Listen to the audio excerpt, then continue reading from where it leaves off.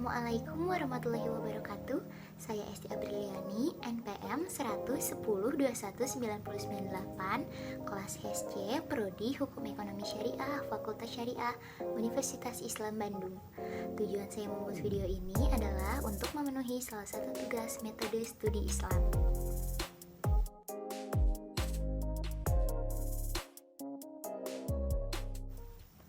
Sebagaimana kita tahu, Islam merupakan agama rahmatan lil alamin atau agama yang membawa rahmat bagi seluruh alam. Hal ini dijelaskan dalam surat Al-Anbiya ayat 107 yang artinya, "Kami tidak mengutus engkau, wahai Muhammad, kecuali untuk menjadi rahmat bagi semesta alam."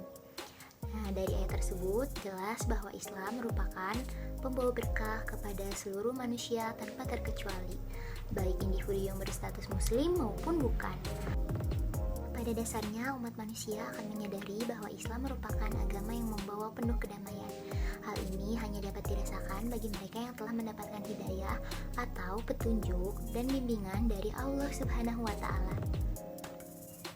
Bukti terbukanya hidayah akan keindahan agama Islam dapat ditinjau dari perkembangan penyebaran agama Islam di salah satu kawasan Eropa yang dikenal dengan kesejahteraan kawasannya, yakni Skandinavia.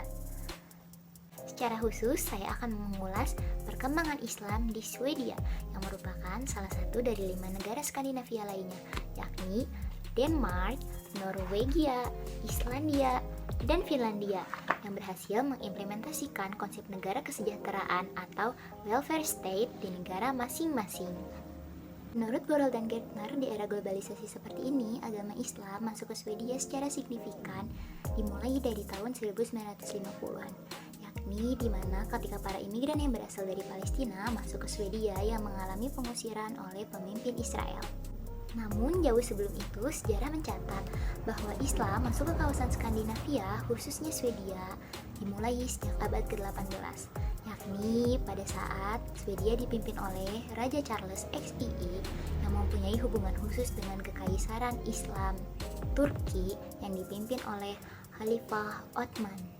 Meskipun di era kontemporer mayoritas penduduk Swedia berstatus sebagai ateis, namun pemerintah Swedia tetap memberikan kesempatan bagi penduduknya untuk menjalankan kepercayaannya masing-masing.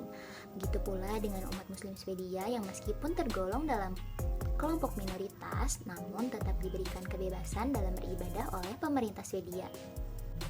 Penyebutan kelompok muslim di Swedia sebagai kelompok minoritas dinyatakan pada sebuah pernyataan Sutherland yang menyatakan bahwa dari seluruh wilayah yang ada di Swedia hingga saat ini hanya terdapat kurang lebih 5 masjid yang sudah dibangun sebagai tempat ibadah kaum muslim. Selanjutnya, diketahui bahwa pergerakan perkembangan Islam mulai terlihat nyata pada saat tahun 1973, di mana pada saat Dewan Komisi Swedia memutuskan untuk mendukung seluruh komunitas keagamaan yang diusung oleh berbagai kelompok agama yang terdapat di Swedia, seperti misalnya kelompok umat muslim yang mendirikan Föreningen Islamiska Församlingar Sverige atau disingkat FIFS, yang mana organisasi tersebut selanjutnya menginisiasi terbentuknya beberapa organisasi berbasis Islam lainnya seperti Svenska Muslimska Förbundet atau SMOF serta Islamiska Konterunion.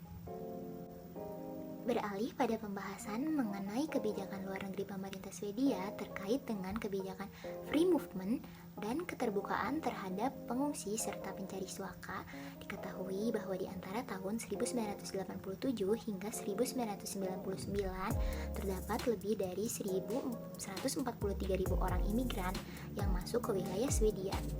Mayoritas imigran tersebut berasal dari kawasan Timur Tengah, terutama Irak dan Iran. Pasca masuknya imigran dengan jumlah besar tersebut, pemerintah Swedia mulai menganggap kehadiran umat muslim sebagai suatu kelompok yang penting karena dapat memengaruhi pengambilan keputusan politik. Hal ini terjadi karena kelompok muslim tersebut berhasil menjalin hubungan baik dengan politisi penting di Swedia, seperti misalnya Jens Olof Henrik Orbach, politisi yang berasal dari Partai Sosial Demokrat Swedia, percaya bahwa imam yang menyampaikan kajian-kajian Islam di Swedia dapat mendorong terciptanya integrasi antara umat muslim dan non-muslim. sehingga hal ini diharapkan dapat meminimalisir penyebaran ketakutan terhadap segala hal yang berhubungan dengan Islam atau Islamophobia.